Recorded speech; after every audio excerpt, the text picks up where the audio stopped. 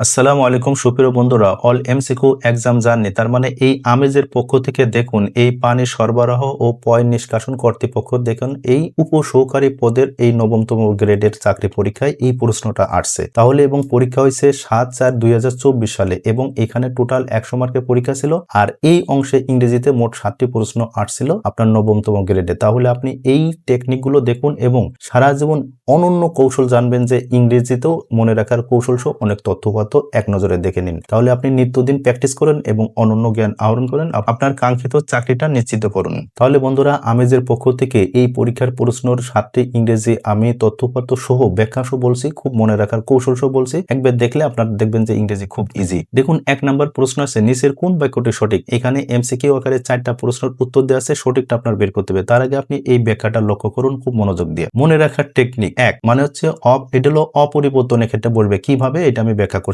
দেখুন, যে উপাদানে কোনো পরিবর্তন হবে না, অপরিবর্তন থাকবে, সহজ কথায় সেই উপাদান অবশ্যই যে কেউ চিনতে পারবে, সেক্ষেত্রে অবশ্যই অব এর বাংলা বানান করলে অফ হয়। এই অ দিয়ে মনে রাখবেন অপরিবর্তন। তাহলে যে বস্তুর উপাদান অপরিবর্তন থাকবে সেক্ষেত্রে প্রিপোজিশন কি বসবে? আপনার এই অফ বসবে। তাহলে লক্ষ্য করুন এটা। তাহলে এই অফ এর প্রথম অক্ষরে বাংলা বানান হলো অ দিয়ে মনে রাখবেন যার উপাদান অপরিবর্তন থাকবে সেই ক্ষেত্রে আপনার এই প্রিপোজিশন অফ বসবে। কিভাবে? এই উদাহরণ সহ লক্ষ্য করুন। তাহলে উদাহরণটা লক্ষ্য করুন, the table is made of wood. তাহলে এখানে যে উড আছে, উড মানে কাঠ, এই কাঠ দ্বারা কি তৈরি হয়েছে? টেবিলটি। তাহলে টেবিল যে কাঠের তৈরি, এই কাঠের উপাদানে কোনো পরিবর্তন হয় না, তার মানে সোজাসুজি বোঝা যাচ্ছে যে টেবিলটা কাঠেরই, তার মানে এই উপাদান চেনা যাচ্ছে। তাহলে বন্ধুরা, এই উদাহরণের সাথে আপনি এই উদাহরণটা খুব মনোযোগ দিয়ে লক্ষ্য করবেন। দেখুন, paper is made from would. তাহলে এখানে উড মানে কাঠ, তাহলে কাঠ দ্বারা কি তৈরি হয়েছে? পেপার। তাহলে দেখা যাচ্ছে পেপার যে কাঠ দ্বারা তৈরি হয়েছে এটা কিন্তু এই উপাদানটা সহজে চেনা যাচ্ছে না বা বোঝা যাচ্ছে না। মূল কথা, এই কাঠের উপাদান কি হয়েছে? পরিবর্তন হয়েছে।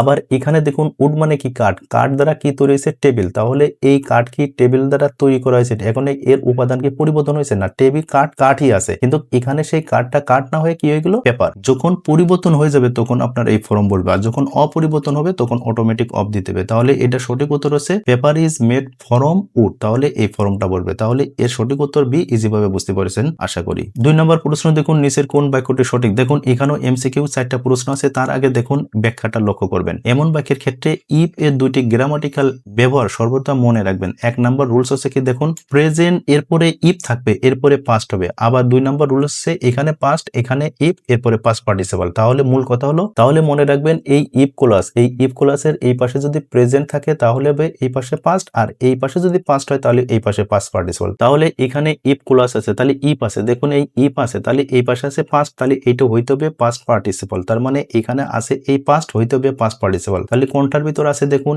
এই ইফ এর আগে এখানে আছে পাস্ট, তাহলে এইখানে আছে যে হ্যাড দিয়ে V3 আছে, তাহলে এইটা হলো সঠিক উত্তর, অর্থাৎ বি নাম্বার হচ্ছে এলো পাস্ট, আর বাকিগুলো সব গ্রামাটিক্যাল সিস্টেম ভুল আছে। 3 নম্বর প্রশ্ন বলা হয়েছে if I could not convince, এখানে আপনার অ্যাপ্রোপ্রিয়েট প্রিপোজিশন বসাতে হবে। তারপর হচ্ছে হিম হিজ মিস্টেক। তাহলে দেখুন এর সহজ উত্তর হচ্ছে আপনার অ্যাপ্রোপ্রিয়েট প্রিপোজিশন হিসেবে কনভিন্স এর পরে সবসময় কি বলবে? অফ বলবে। এটা আপনাকে আয়ত্ত করতে হবে, আর কনভিন্স এর বাংলা অর্থ হচ্ছে উপলব্ধি করা। 4 নম্বর প্রশ্ন বলা হয়েছে দেখুন ইউ মাস্ট অ্যাড হেয়ার, এখানে অ্যাপ্রোপ্রিয়েট প্রিপোজিশন বসাতে হবে ইউর প্রিন্সিপাল। তাহলে অবশ্যই আপনারা জানেন যে অ্যাড হেয়ার, এটা অবশ্যই আয়ত্ত করে নেবেন। অ্যাড হেয়ার এর পরে প্রিপোজিশন হিসেবে কি থাকবে? টু বলবে, আর এইটার মানে হচ্ছে কোনো কিছুর সাথে লেগে থাকা বা অটল থাকা। 5 নম্বর প্রশ্ন বলা হয়েছে শি প্রাইডস হারসেলফ হার বিউটি। তাহলে এখানে একটা গুরুত্বপূর্ণ ব্যাখ্যাটা লক্ষ্য করবেন। প্রাইড এর পরে হারসেলফ থাকলে প্রিপোজিশন হিসেবে কি বলবে? আপনি অন অথবা আপন দেবেন। তাহলে যেহেতু এখানে হারসেলফ আছে, টেক প্রাইড এ থাকলে প্রিপোজিশন হিসেবে কি হবে? ইন বলবে। অবশ্যই দুইটার নিয়মটা আপনারা অবশ্যই আয়ত্ত করে নেবেন। 6 নম্বর প্রশ্ন বলা হয়েছে দ্য ওয়ার্ড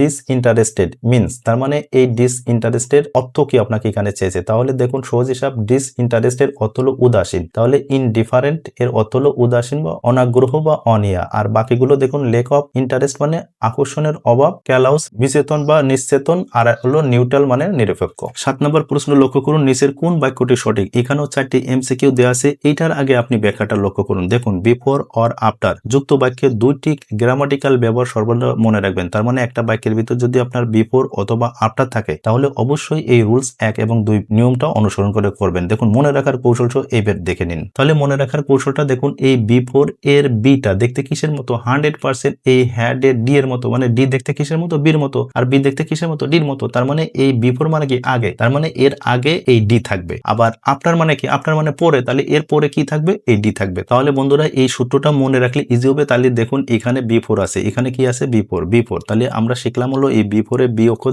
ডির মতো, তাহলে এর আগে ডি এর আগে হ্যাড কোথায় আছে? এখানে নাই। তার মানে এই যে এইখানে আছে, দেখুন এখানে হ্যাড আছে। আবার দেখা যাচ্ছে এখানে হ্যাড আছে, তার মানে এই বি এবং সি এর যে কোনো একটা উত্তর হবে। এইবার এই দুইটা দেখবেন, আর বাকি এটা তো নাই, এটা অটোমেটিক বাদ। এবার দেখুন বিফোর এর বি দেখতে 100% এই হ্যাড এর ডির মতো, তার মানে এইটার মতো। আবার দেখুন বিফোর এর ডি দেখতে কিসের মতো? 100% হ্যাড এর ডির মতো, তার মানে এই দুইটার একটা। কিন্তু নিয়ম হলো যদি হ্যাড প্লাস বি3 হয় এরপরে হবে পাস্ট টেন্স, তাহলে দেখুন এখানে বিফোর পর কি আছে? স্টুডেন্ট কেম, এখানে পাস্ট টেন্স আছে, কিন্তু এইখানে দেখুন বিফোর আবার হ্যাড দেওয়া আছে, তাহলে কয়বার হ্যাড দেওয়া আছে? এখানে দুইটা দেওয়া আছে, এখানে দুইটা, তাহলে 100% সি নাম্বার ভুল, সঠিক উত্তর হলো বি। তাহলে এইভাবে মনে রাখার কৌশল সহ ইজিভাবে আপনারা আয়ত্ত করে। তাহলে বন্ধুরা এই বিফোর এবং এই আফটার এইটা মূলত পাস্ট পারফেক্ট টেন্স, কিন্তু মনে রাখার সহজ কৌশল আমি কি বললাম? এই বিফোরের বি মনে রাখবেন, বিফোরে বি মনে রাখবেন, বিফোরে বি মনে রাখবেন। তাহলে বিটা দেখতে কিসের মতো? 100% এই হ্যাড এর ডির মতো, তার মানে এই বিফোর মানে আগে থাকবে এই ডি, আর এই আফটার মানে পরে থাকবে ডি। এই কৌশলে মনে রাখবেন, টেস্টটা ইজি ভাবে আপনার মনে আসবে। আর অবশ্যই মনে রাখবেন, দেখুন এখানে পাস্ট টেন্স আছে আর এখানে পাস্ট পারফেক্ট আছে, তাহলে